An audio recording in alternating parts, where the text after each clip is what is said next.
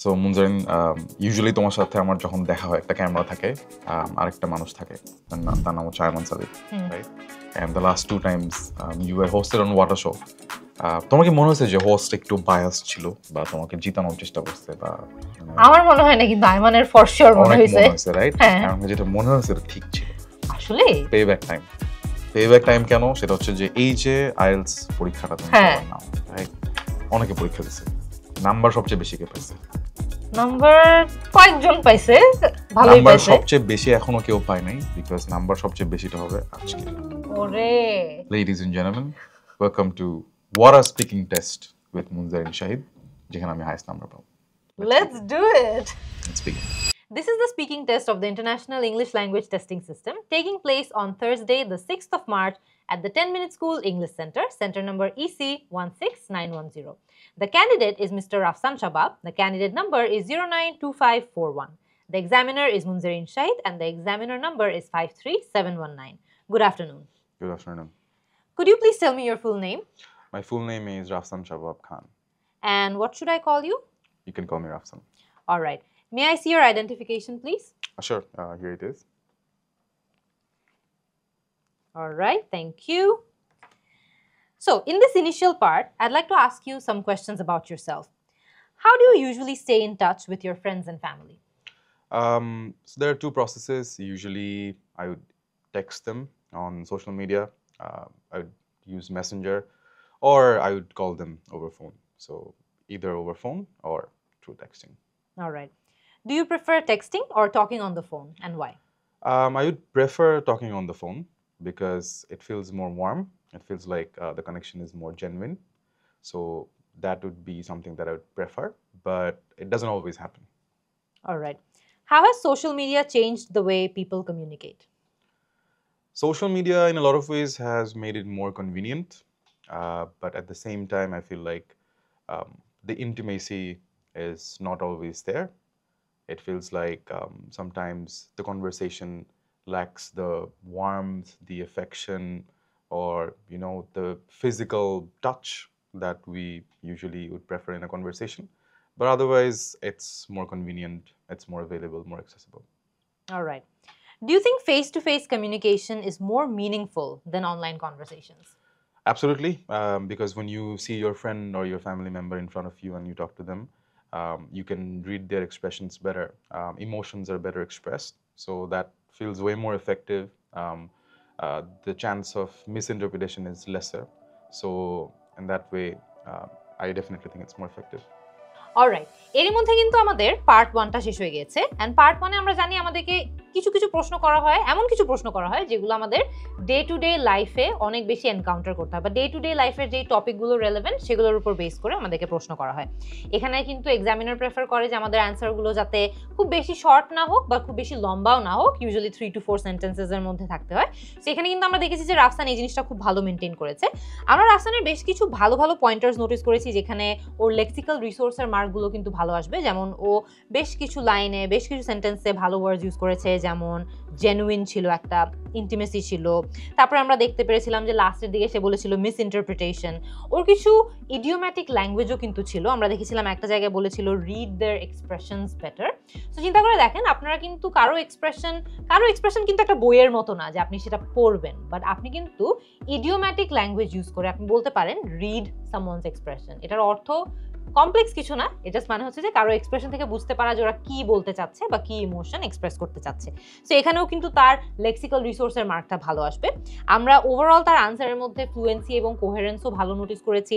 যেমন ও এফেক্টিভলি কিন্তু বিভিন্ন জায়গায় বিভিন্ন যে লিঙ্কিং ওয়ার্ডস আছে বা লিঙ্কিং ফ্রেজেস আছে সেগুলোও এফেক্টিভলি ইউজ করেছে। At the same time, next, এই ধরনের লিঙ্কিং ওয়ার্ডসগুলো ব্যবহার করে সে তার আইডিয়াসগুলোকে কিন্তু একটার সাথে আরেকটাকে খুব ভালোভাবে কানেক্ট করতে পেরেছে। আমরা 1-2টো জায়গায় একটু নোটিস করেছি যে ওর যে ফিলার ইউজেজ আছে, যেমন সে ফিলারটা একটু বেশি ইউজ করছিল, 1-2টা জায়গায় আমরা নোটিস করেছি। আমরা পরবর্তী পার্টগুলোতে এগুলো আরেকটু খেয়াল করে দেখার চেষ্টা করব যে এটা কি ওর রিকারিং একটা এরর, নাকি এটা জাস্ট ফার্স্ট পার্টে হয়তো বা শুরু করছে বলে একটু কিছু এখানে আটকে যাচ্ছিল, এই কারণে হয়তো বা এই ফিলার্সগুলো ইউজ করেছে। বাট ওভারঅল এক্সামিনার কিন্তু দেখে যে আপনার ওভারঅল আনসারটা কিরকম, নট একটা পার্টিকুলার পয়েন্টে আপনার আনসার কিরকম। সো এক্সামিনার কিন্তু জানে যে এদিক ওদিকে আপনাদের আপনাদের ছোট ছোট মাইনর স্লিপস মাইনর এরার্স হতে পারে, বাট ওভারঅল আপনি অ্যান্সারে যদি একদম প্রপারলি উত্তর দিয়ে থাকেন তাহলে তারা বুঝতে পারবেন যে এক দুটো জিনিস এটা আসলে হয়তো বা স্লিপ অফ টাং আকারে হয়ে গিয়েছে। Anyway, part 1 was good. আমরা তার overall pronunciation, fluency, grammatical range and accuracy সবকিছু নিয়ে কিন্তু একটা ভালো ধারণা পেয়েছি, সে খুব ভালো করেছে। আমি আমার আইএলটিএস কোর্সের 1 থেকে 4 নম্বর ভিডিওতে ঠিক স্পিকিং এর পার্ট 1 এর এরকম টপিক ফেস করলে আপনারা কিভাবে অ্যান্সার করতে পারেন, কিভাবে ভালো একটা আনসার তৈরি করতে হয় সেটা সম্পর্কে কথা বলেছি। সো আপনারা কিন্তু দেখে আসতে পারেন। আই হোপ যে সেটা আপনাদেরকে আপনাদের পার্ট 1 এর প্রিপারেশনে অনেক হেল্প করবে। লেটস সি যে পার্ট 2 তে রাফসান কেমন করে। Moving on to the second part, I will give you a topic and I'd like you to talk about it for 1 to 2 minutes. You have 1 minute to prepare what you're going to say, and you're welcome to make some notes too if you wish. Do you understand? Yeah, I do. All right. I would like you to describe a time when you hosted or presented something in front of an audience. In your response, please include the following details: what the event was and when it took place, who was in the audience and how they reacted, what challenges you faced while hosting or presenting, and how you handled the situation. Do you understand? I do. All right. Here is your paper. Thank you so much. And here's your pencil. Thank you. All right. Could you begin speaking now, please? Sure. So the event was Bangla extempore speech competition in Cadet College. So I studied in a Cadet College where we would have cultural competitions like this every week. So in a Bangla extempore speech competition, you're supposed to get up on stage and then you find a topic that you didn't know before. So you have 1 minute to prepare. So my topic was when you remember your mother. So because you study in a boarding school, Cadet College is where you stay with your friends, your parents can sometimes come, maybe once every 2 months, but you don't necessarily live with them, live with your friends. So this was a very emotional topic. So when I got the topic in my hand, I was very happy because I knew that this is a topic very close to my heart and I'm going to speak from my heart. So that is what I did. I went up to the stage, I prepared for maybe a minute, and then I started speaking. So the challenge definitely was that I had very less time for preparation, but I did not necessarily see that as a challenge. I saw that as an opportunity to say whatever I felt about this topic. So in front of me in the audience, I had my friends, my seniors and my juniors who were reading in the same Cadet College. I also had my teachers.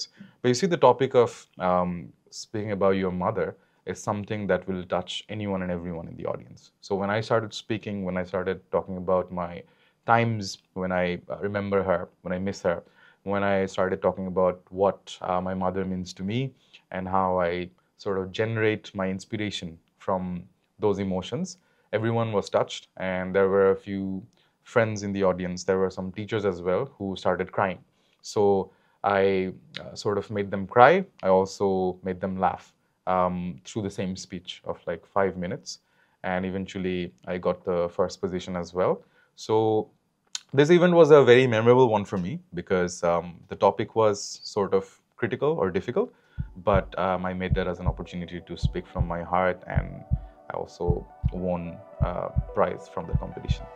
Alright, এর মধ্যে কিন্তু রাফসানের part 2টাও শেষ হয়ে গিয়েছে। আমরা জানি যে part 2 তে আমাদেরকে একটা কিউ কার্ড দেওয়া হয়, যেখানে একটা টপিক থাকে, টপিকের আন্ডারে কিছু পয়েন্ট থাকে এবং ওই সকল পয়েন্টগুলো নিয়ে আমাদেরকে অ্যাডিকুয়েটলি কথা বলতে হয়।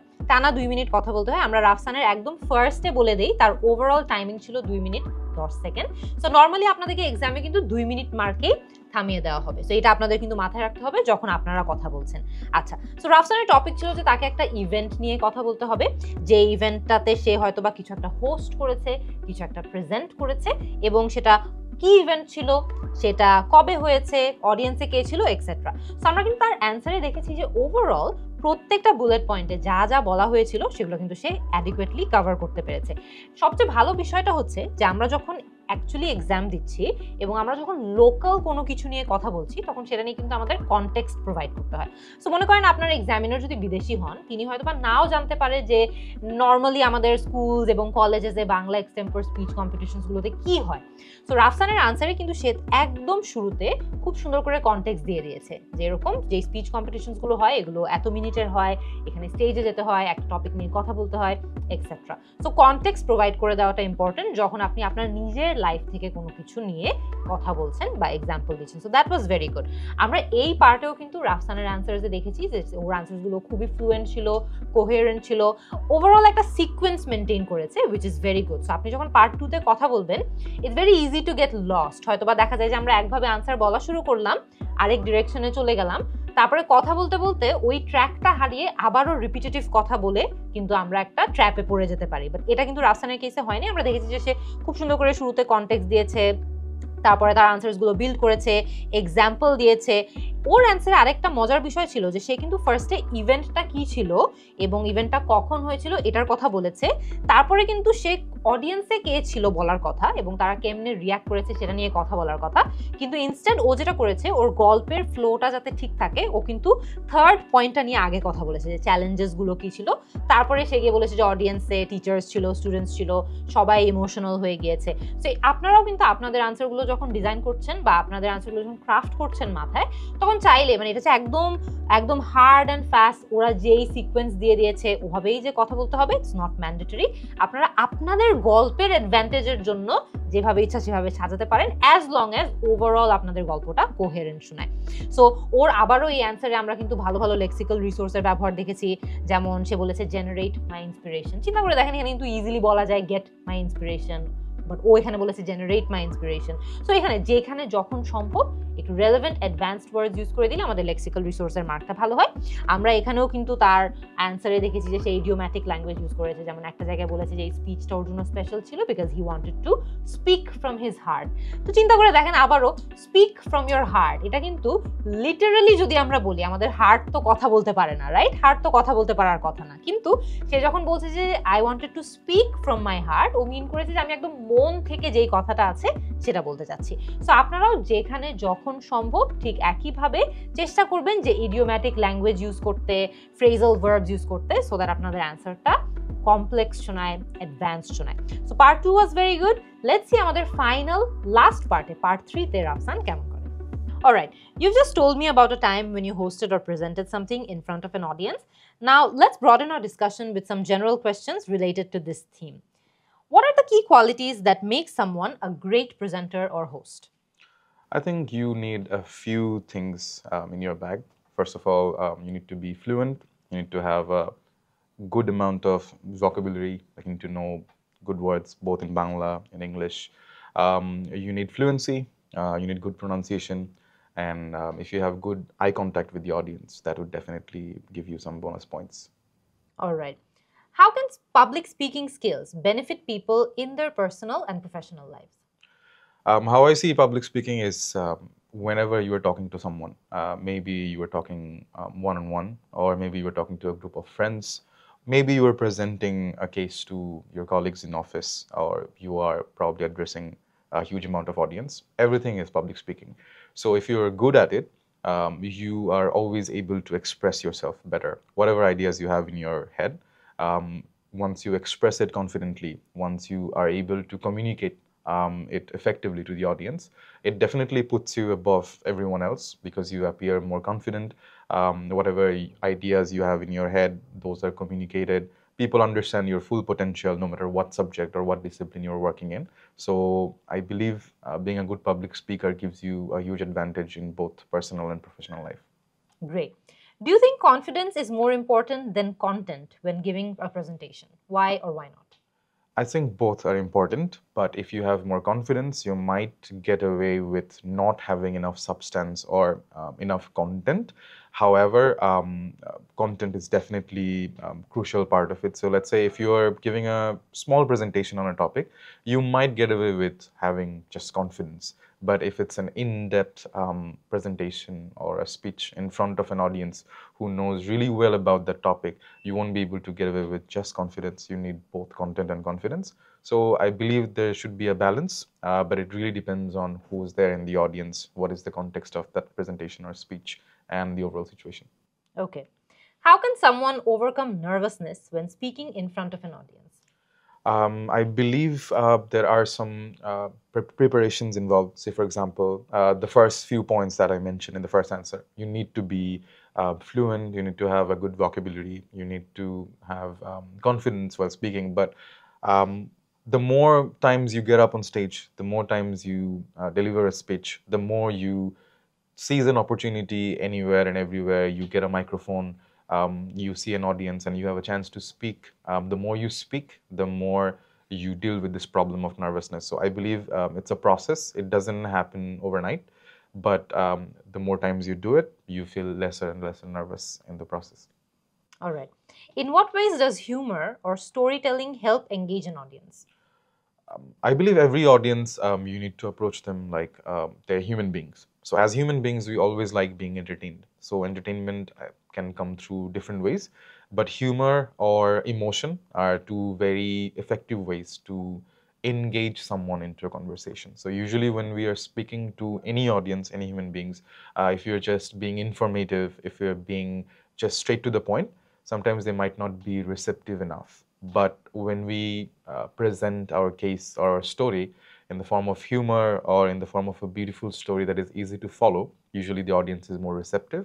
So in that way, someone who's uptight, someone who was probably not very willing to listen to you, because you are being entertaining, because you have a good storyline, they'll find you entertaining and they will let you access their brain, or they will let you talk to them in a way when they're listening. So I believe when you are presenting the whole case or your speech with a good storyline, with a bit of humor, it just makes you a more consumable speaker who is easy to follow and who I want to listen to. All right.